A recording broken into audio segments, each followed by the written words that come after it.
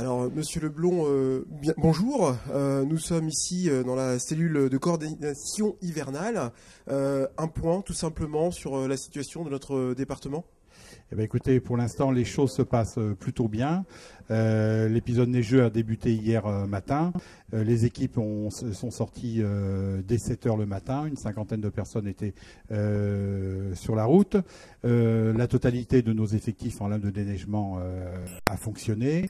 On peut dire qu'à 13 heures, 1500 km de route étaient déneigés. Pour le soir, à peu près 20 heures, 3000 km de route étaient déneigés sur la totalité d'un effectif de 7500 km de route.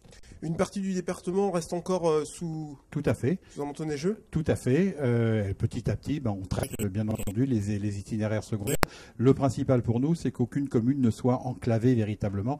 On doit toujours avoir la possibilité de rejoindre une route départementale la plus importante.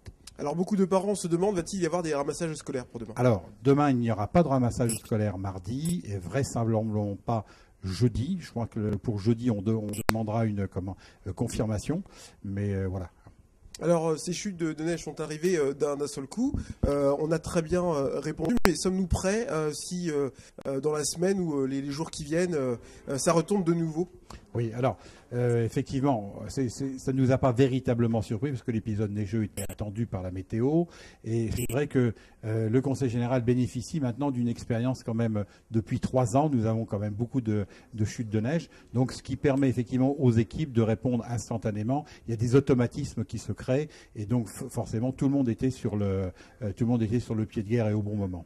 Dans cette cellule de coordination hivernale, à quel type d'appel êtes-vous confronté? Parce qu'on voit que le téléphone n'arrête pas de sonner. Voilà, alors ce sont bien souvent, la majorité des appels, ce sont des parents qui se posent des questions sur les transports scolaires. Puis après, c'est des gens qui veulent se rendre tout simplement à leur travail, se demandant, allant d'un point à un autre, effectivement, s'ils vont pouvoir le faire. Le gros avantage de notre numéro vert, c'est que ce sont des gens, comme vous le voyez, qui sont derrière moi, qui répondent. C'est pas un disque qui répète et qui rabâche les choses. Les gens donnent leur ville de départ et donnent leur point d'arrivée et on leur dit si l'itinéraire est viable ou pas. Rappelez-nous le numéro vert, Monsieur Leblond.